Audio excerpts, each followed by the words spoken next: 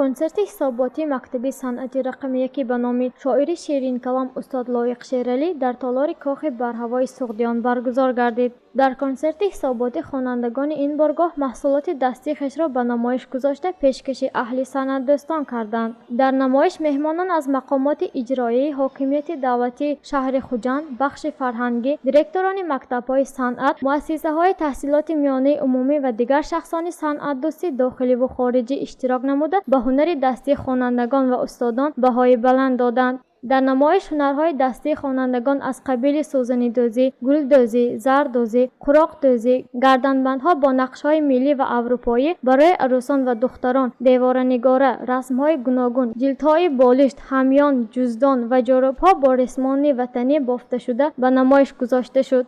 مرادوب محبت عبدالرحمانونا آموزگار صنف‌های کشبافی و زردوزی مکتب صنعتی به نام لایق شیرالی شهر خوجند هستم. از 1 سپتامبر سال 2010 جانب من فعالیت کاری میبرم. زیاده از 500 نفر شاگرد دارم. هر سال اینها ختم کننده هستند. هر سال صنف 1 قبول میکنیم. آنها دوام طول 4 سال میخوانند و صاحب شهادتنامه میگردند.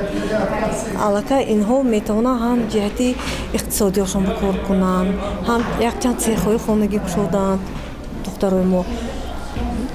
این موسیقی نامش محبت بوده. آن را واحدآور تنیس خواننده صنف 3 این بارگاه نواخته ایستاده است. تنیس میگوید که به نواختن اسکریپکا ذوق داشته موسیقی محبت را در طول 1 ماه از خود کرده است. 1 ماه این موسیقی را از یاد کردم. این موسیقی نامش محبت است و ما همراه گروه ما در این کنسرت بازی میکنیم.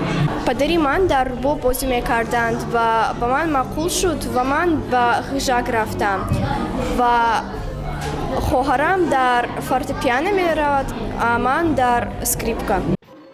در آخر از جانب خوانندگان و استادان کنسرت برگزار گردید. در کنسرت خوانندگان از موسیقی‌های ملی و خارجی زنده اجرا نموده روح مهمانان را بالیده کردند. در هر یک اجرای ساز اشتراکجان مهمانان به کفگوبی‌های بردوام شادی خویش را اظهار کردند.